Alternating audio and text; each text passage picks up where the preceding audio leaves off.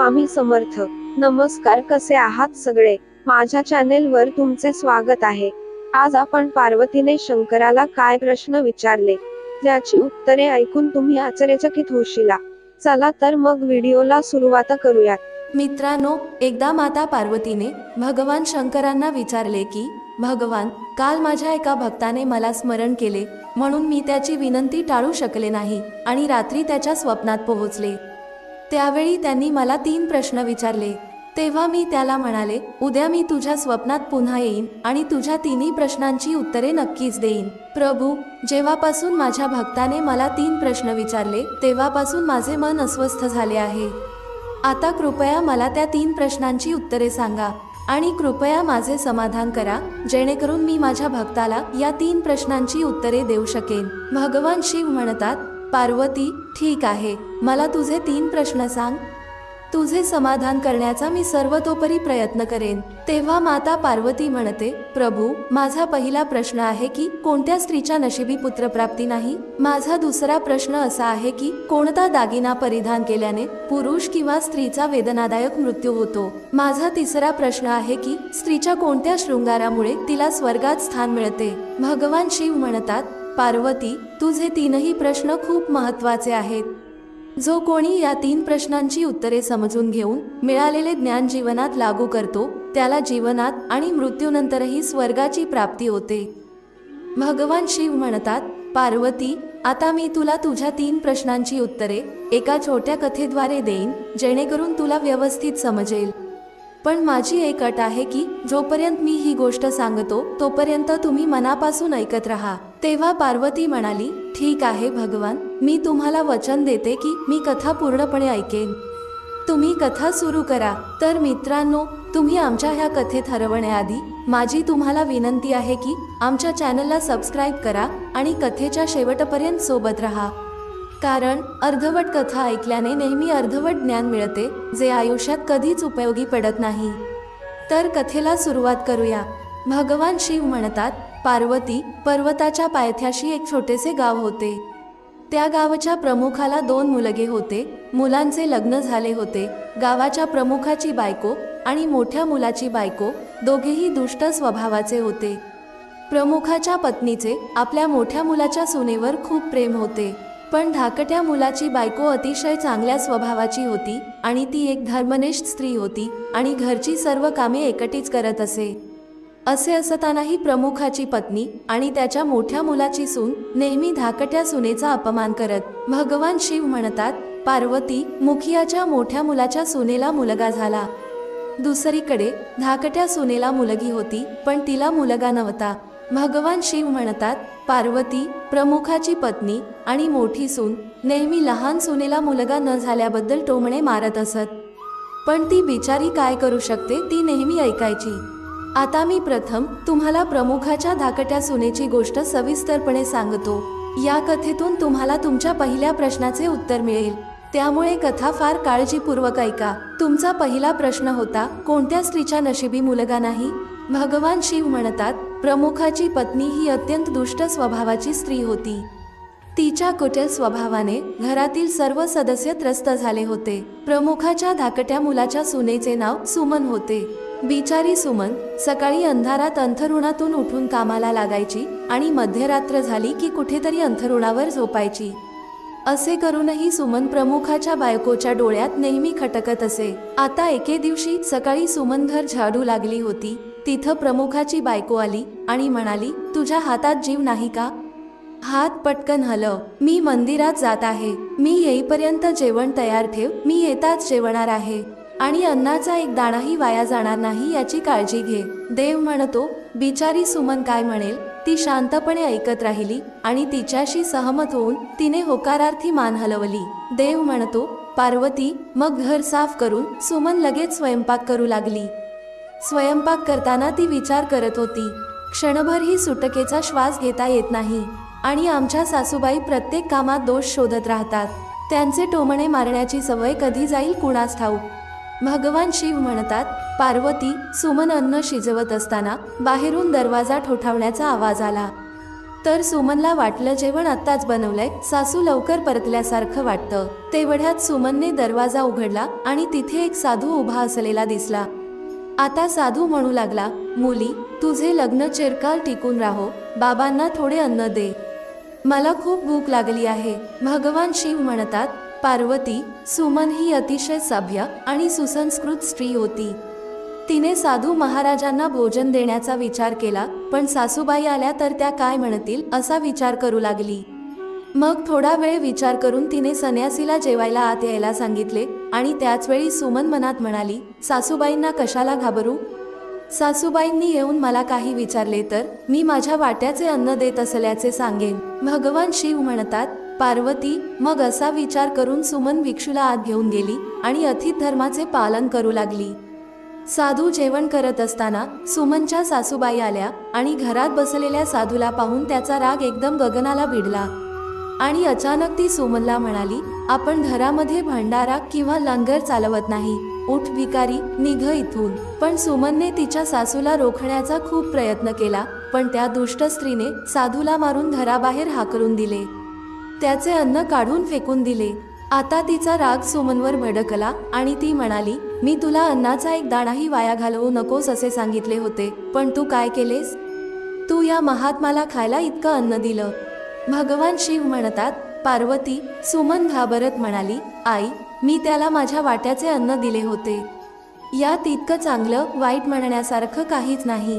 पाहुणे हे देवाचे रूप आहे, प्रत्येक गृहस्थाने अतित धर्माचे पालन करावे. भगवान शिव म्हणतात, पार्वती, अशा प्रकारे सासू सुनेचा वाद बराच काळ चालू राहिला. शेवटी त्या कुटील सासूने सुमनला घरातून हाकलून दिले. आता बिचारी मुलगी रडतच दार वाजवत राहिली, पण सासू दगडासारखी झाली, तिचे मन विरघळले नाही. आता सुमनकडे एकच पर्याय उरला होता, तो म्हणजे तिच्या घरी माहेरी परतणे. भगवान शिव म्हणतात, पार्वती, अशा प्रकारे सुमन दुःखाने तिच्या मातृगृहाकडे निघून गेली आणि मध्येच घनदाट जंगल होतं. भुकेने व्याकुळ होऊन सुमन आपल्या माहेरी जात होती. मग अचानक ढगांचा गडगडाट झाला आणि जोरदार पाऊस सुरू झाला. भगवान शिव म्हणतात, पार्वती, सुमनने पावसापासून वाचण्यासाठी झाडाचा आश्रय घेतला. मात्र पावसाचा जोर इतका होता की त्यातून बाहेर पडणे कठीण झाले. आता त्याच झाडाच्या मुळाशी कोठार होते. पाऊस थांबल्यावर ती बाहेर येईल आणि जोपर्यंत पाऊस पडत आहे तोपर्यंत कोठाराच्या आत राहून पावसापासून स्वतःला वाचवता येईल असा विचार करून सुमन कोठारामध्ये शिरली. भगवान शिव म्हणतात, पार्वती, जेव्हा ती सुमन वृक्षाच्या कोठारात गेली तेव्हा तिला त्या कोठारात एक ऋषी दिसला. ते ऋषी दुसरे कोणी नसून विष्णूच होते. तेव्हा विष्णू म्हणाले, बेटी रडू नको, मला माहीत आहे की तुझे घरचे लोक तुझा अनादर करतात कारण ते वाईट स्वभावाचे आहेत आणि तुला टोमणे मारतात कारण तुझ्या बहिणीला मुलगा झाला आहे आणि तुला अजून मुलगा झाला नाही. तू काळजी करू नको, मी तुला एक कागद देतो, त्यात लिहिलेल्या उपायांचे पूर्ण भक्तिभावाने पालन कर, मग तुला पुण्यवान पुत्र प्राप्त होईल. आणि अशा प्रकारे कागद देऊन विष्णू तिथून अदृश्य झाले. भगवान शिव म्हणतात, पार्वती, पाऊस थांबल्यावर तिचा नवरा सुमनला शोधत तिथे पोहोचला. त्यानंतर आई वडिलांच्या घरी जाण्याऐवजी सुमन पतीसोबत त्याच जंगलात एका झोपडीत राहू लागली. भगवान शिव म्हणतात, पार्वती, मग एके दिवशी सुमनला मुलगा होण्याचा विचार आला आणि विचार करू लागली की जर मलाही मुलगा झाला असता तर मलाही सासरच्या घरात मान मिळाला असता. आता ती मुलगी असाच विचार करत होती तोपर्यंत तिला साधूने दिलेला कागद आठवला. सुमनने तो कागद वाचला तेव्हा त्यात लिहिले होते की मुली मुलगा होण्यासाठी स्त्रीने नेहमी रात्री पुरुषाच्या डाव्या बाजूला झोपावे. उजव्या बाजूला झोपल्याने उजव्या अनुनासिक स्वर क्रियाशील होतो. त्यामुळे जेव्हा जेव्हा पुत्रप्राप्तीची इच्छा असेल तेव्हा त्या स्थितीत मिळण्यापूर्वी पुरुषाचा डावा स्वर आणि स्त्रीचा डावा स्वर सक्रिय होईल याची खात्री करावी. त्यावेळी गर्भधारणा करावी. असे केल्याने नक्कीच मुलगा होईल आणि याउलट अनुनासिक स्वर सक्रिय झाले तर मुलगी जन्माला येते. कागदात पुढे असे लिहिले होते की मासिक पाळी सुरू होण्याच्या पहिल्या 4 दिवसात एकरूप होऊन पुरुष असभ्य होतो. 5व्या रात्री मिलनाने मुलगी जन्माला येते. 6व्या रात्री मिलनाने मुलगा जन्माला येतो. 7व्या रात्री संगनमताने मुलगी जन्माला येते. 8व्या रात्री मिलनातून मुलगा जन्माला येतो. 9व्या रात्रीच्या मिलनातून मुलगी जन्माला येते. 10व्या रात्री मिलनातून मुलगा जन्माला येतो. 11व्या रात्रीच्या मिलनातून सुंदर आणि सुशील आचरणाची मुलगी जन्माला येते. 12व्या रात्रीच्या मिलनातून उदात्त आणि सद्गुणी मुलाला जन्म मिळतो. 13व्या रात्रीच्या मिलनातून संपन्न कन्येचा जन्म होतो आणि 14व्या रात्रीच्या मिलनातून सद्गुणी आणि बलवान पुत्र होतो. 15व्या रात्रीच्या मिलनातून लक्ष्मी स्वरूपात कन्येला जन्म मिळतो. 16व्या रात्री सर्वगुण संपन्न पुत्ररत्न प्राप्त होते. भगवान शिव म्हणतात, पार्वती, अशा प्रकारे 16व्या रात्री सुमनने आपल्या पतीशी एकरूप होऊन गर्भधारणा केली. आता सकाळी आंघोळ करून पूजा उरकून सुमनचा नवरा लाकडे तोडायला गेला. तोपर्यंत वादळ आले. आता वादळात सुमनची झोपडी उडून जाते आणि मुसळधार पाऊस सुरू होतो आणि मग तिने स्वतःला पावसापासून वाचवण्यासाठी झाडावर पत्ता लिहिला. हा पत्ता त्याच कोठाराचा होता ज्यात ती सुमन पावसापासून वाचण्यासाठी लपली होती. सुमनने झाडावर पत्ता लिहून ठेवला होता जेणेकरून तिचा नवरा परत आल्यावर झाडावर लिहिलेला पत्ता वाचून त्याच झाडाजवळ येईल. भगवान शिव म्हणतात, पार्वती, सुमन येऊन त्या कोठारात लपते. भगवान शिव म्हणतात, पार्वती, त्या झाडाच्या मुळाशी एक कोठार होते, त्यात ती सुमन गेली. त्या झाडाच्यावर 2 राक्षस राहत होते. एकीकडे पावसापासून स्वतःला वाचवण्यासाठी सुमन त्या कोठारात लपून बसली होती आणि दुसरीकडे त्या दोघीही राक्षसी पावसाने हैराण होऊन झाडाकडे येत होत्या. तेवढ्यात एक राक्षसी स्त्री त्या झाडाजवळ आली आणि म्हणाली, आता मी चालू शकत नाही, आता मला सुवर्ण बेटावर जावेसे वाटू लागले आहे. तर दुसरा राक्षस म्हणाला, यात कोणती मोठी गोष्ट आहे, हे झाड आता आपल्याला उडवून सोन्याचे बेट असलेल्या ठिकाणी घेऊन जाईल. मग दोघेही राक्षसी झाडाच्या फांदीवर बसले आणि झाड अचानक उडू लागले. दुसरीकडे थकलेली सुमन कोठारात लपून बसली होती. कोठारात शिरताच सुमन झोपी गेली. मात्र झाड उडण्याच्या आवाजाने सुमनला जाग आली आणि झाड उडताना पाहून सुमन घाबरली.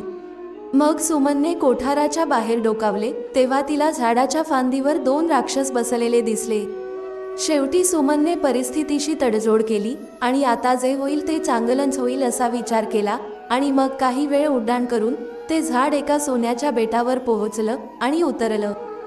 दुसरीकडे दोन्ही राक्षसांना भूक लागली होती, त्यामुळे दोघेही भक्ष्याच्या शोधात बाहेर पडले. भगवान शिव म्हणतात, पार्वती, ते 2 राक्षस निघून गेल्यावर ती सुमन कोठारातून बाहेर आली आणि तिने सुटकेचा श्वास सोडला. आता सुवर्ण बेटावर पसरलेली वाळू पाहताच सुमनला अचानक ही वाळू चमकत असल्याचं आश्चर्य वाटलं आणि मग सुमनने हातात ती वाळू उचलली तेव्हा ती अचानक ओरडू लागली, अरे, ही तर सोन्याची वाळू आहे. आणि मग सुमनने तिच्या पदरात जमेल तेवढी वाळू बांधली आणि ती पुन्हा शांतपणे त्याच कोठारात शिरली. भगवान शिव म्हणतात, पार्वती, सुमन पुन्हा कोठारात गेली. दुसरीकडे दोन्ही राक्षस पुन्हा झाडाजवळ आले आणि एकमेकांना म्हणू लागले, आज पोटभर जेवण करून पूर्ण तृप्त झालो आहोत. आता आपण जिथून आलो तिथे परत जाऊया. आणि मग थोड्याच वेळात ते झाड जिथून उडून आले होते त्याच ठिकाणी परत गेले. भगवान शिव म्हणतात, पार्वती, तोपर्यंत सुमन त्याच कोठारात लपून राहिली. त्यानंतर काही कारणाने ते राक्षस झाडावरून उतरून बाहेर गेले आणि दोन्ही राक्षस त्या झाडातून बाहेर पडताच सुमन सोन्याची वाळू घेऊन कोठाराच्या बाहेर आली आणि मनात विचार करू लागली की एवढे सोने पाहून माझ्या सासूबाईंना आनंद होईल आणि मी आता घरी परत जाईन. माझ्या सासऱ्यांना आणि मी माझ्या सासूला इतकं सोनं देईन. मग ती कधीच माझा द्वेष करणार नाही आणि माझ्यावर कायम प्रेम करेल. भगवान शिव म्हणतात, पार्वती, इथे सुमन असाच विचार करत होती. तोपर्यंत सुमनचा नवरा सुमनच्या शोधात त्याच कोठाराच्या दिशेने येतो आणि मग सुमनने तिच्या नवऱ्याला सगळा प्रकार सांगितला आणि ती तिच्या पतीसोबत घरी जाते. घरी सुमन तिच्या सासूला म्हणते, सासू बघा, मी तुझ्यासाठी काय आणले आहे. आणि मग असे म्हणत सुमन घरात शिरली आणि तिने सर्व सोने तिच्या सासूला दिले. तिला सोनं कसं मिळालं याची संपूर्ण घटना ती तिच्या सासूला सांगते. भगवान शिव म्हणतात, पार्वती, सोने घेतल्यावर सासूला अचानक राग आला आणि म्हणाली, तू खूप कमी सोने आणले आहेस. जे सोने होते ते तू सर्व आणायला हवे होते. मग सासूबाईंचे म्हणणे ऐकून सुमन म्हणू लागली, आई, एवढे सोने आपल्या 3-4 पिढ्यांसाठी पुरेसे आहे. तर सासू म्हणू लागली, मूर्ख, सोने कधीही पुरेसे नसते. ते जितके जास्त तितके कमी. आता मी जाऊन बघ किती सोने घेऊन येते. भगवान शिव म्हणतात, पार्वती, सुमनने तिच्या सासूला खूप समजावले पण त्या लोभी दुष्ट स्त्रीला एकही गोष्ट समजली नाही. सुमनने सांगितलेली एकही गोष्ट तिने ऐकली नाही आणि जाऊन त्याच झाडाच्या कोठारात जाऊन बसली। दुसरीकडे ती राक्षसी झाडावर येताच झाड अचानक उडू लागले। इकडे झाड उडत होते, दुसरीकडे सुमनच्या त्या सासूच्या मनात खूप आनंद होत होता की आज मी एकाच वेळी खूप सोने गोळा करेन। भगवान शिव म्हणतात, पार्वती, इथे सुमनची सासू मनातल्या मनात आनंद करत होती। त्याच वेळी एक राक्षस म्हणू लागला, आज सोन्याच्या बेटावर जायचं नाही तर मत्स्य बेटाकडे जाऊ। आज मला मासे खावेसे वाटत आहेत। आणि मग राक्षसांनी मासे खाण्याचे ठरवताच ते झाड मत्स्यदीपाकडे उडून गेले। भगवान शिव म्हणतात, पार्वती, राक्षसांचे बोलणे ऐकून कोठारात बसलेल्या लोभी स्त्रीला स्वतःवर नियंत्रण ठेवता आले नाही आणि अचानक म्हणाली, तू सोन्याच्या बेटावर का जात नाही? मत्स्यदीपला जाऊ नका, सोन्याच्या बेटावर चला। आता त्या लोभी बाईने असा आवाज काढताच त्या राक्षसाच्या लक्षात आले की या झाडाच्या कोठारात कोणीतरी नक्कीच लपले आहे। आणि दोन्ही रक्षकांनी त्या लोभी स्त्रीला पाहताच तिला लगेच उचलून झाडावरून खाली फेकून दिले आणि ती जमिनीवर पडताच त्या लोभी स्त्रीला आपला जीव गमवावा लागला। आता जेव्हा प्रमुखाला ही माहिती मिळाली की त्याची पत्नी मरण पावली आहे, तेव्हा प्रमुख ताबडतोब आपल्या धाकट्या मुलाच्या सुनेकडे म्हणजेच सुमनकडे जातो आणि तिला म्हणतो, मुली, मी तिला असे काही करू नकोस असे आधीच सांगितले होते। अति लोभी नसावे आणि सून मुलींसारख्या असतात, त्यांच्यावर प्रेम केले पाहिजे। पण मी काय करू, तिने माझे एकही शब्द ऐकले नाही आणि आज तिला तिच्या कृतीचे फळ भोगावे लागले आहे। भगवान शिव म्हणतात, पार्वती, दुसरीकडे सुमन तिच्या पतीसोबत आनंदाने राहू लागली। नंतर जसा वेळ निघून गेला तसा सुमनला एक अतिशय हुशार मुलगा झाला। मग सुमनला आपल्या मुलाला तिच्या मांडीवर खेळवताना आनंदाची सीमा राहिली नाही आणि तिने पुन्हा विष्णू आणि लक्ष्मीचे मनापासून आभार मानले। दुसरीकडे प्रमुखाच्या मोठ्या मुलाची सून, जी नेहमी सुमनला मुलगी झाल्याबद्दल टोमणे मारायची, जेव्हा सुमनला मुलगा झाला आणि पैसेही मिळाले तेव्हा तिची बोलती बंद झाली। दुसरीकडे प्रमुखाचा मोठा मुलगा आणि सून गरिबीत दिवस घालवू लागले, म्हणून प्रमुखाची मोठी सून जाते आणि सुमन समोर हात जोडून तिच्या चुकीबद्दल माफी मागते। सुमन ही एक अतिशय दयाळू स्त्री होती। ती तिच्या जाऊबाईला माफ करते आणि तिने आणलेले अर्धे सोने तिच्या जाऊला देते आणि अशा प्रकारे प्रमुख आपल्या धाकट्या सुनेची खूप प्रशंसा करतो आणि मग त्या प्रमुखाचे संपूर्ण कुटुंब मोठ्या प्रेमाने जीवन जगू लागते। भगवान शिव म्हणतात, पार्वती, हळूहळू वेळ आनंदाने जाऊ लागला। प्रमुखाच्या मोठ्या सुनेला जन्मलेला मुलगा वाईट गुणाचा होता, म्हणून त्याने सर्व सोने वाईट गुणांमध्ये वाया घालवले। आणि दुसरीकडे सुमनला झालेला मुलगा खूप हुशार होता। त्याने आयुष्यात एवढी प्रगती केली की त्याच्या आई वडिलांचा अभिमान वाटला आणि मग सुमन आणि त्याच्या वहिनींनी आपले आयुष्य भरभरून जगले। तेव्हा मृत्यूच्या पश्चात सुमनला स्वर्ग प्राप्त झाला आणि तिच्या वहिनीला नरक स्थान मिळाले। भगवान शिव म्हणतात, पार्वती, तुझा पहिला प्रश्न असा होता की कोणत्या स्त्रीच्या नशिबात पुत्रप्राप्ती नाही। तेव्हा समजून घ्या, जे विष्णूने सांगितलेल्या नियमांच्या विरुद्ध गोष्टी करतात त्यांना पुत्रप्राप्ती नशिबी नसते। म्हणून ज्या बंधू भगिनींना मुलगा किंवा मुलगी व्हावी असे वाटते त्यांनी ही कथा पुन्हा पुन्हा काळजीपूर्वक ऐका आणि त्यांच्या इच्छेनुसार संतान प्राप्त करा।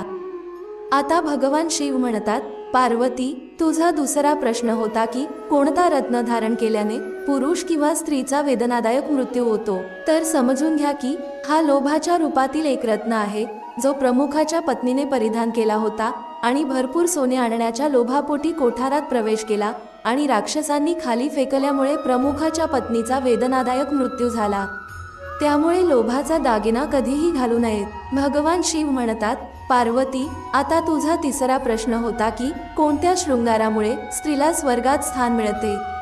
चारित्र्यवान आणि पतिप्रती भक्ती असलेली स्त्री तिच्या मृत्यूनंतर स्वर्गात जाते। तर मित्रांनो, जर तुम्हाला कथा आवडली असेल तर कृपया आमच्या चॅनेलला सबस्क्राईब करा आणि भगवान विष्णू, माता लक्ष्मी, भगवान शिव आणि पार्वतीसाठी एक लाईक करायला विसरू नका। धन्यवाद।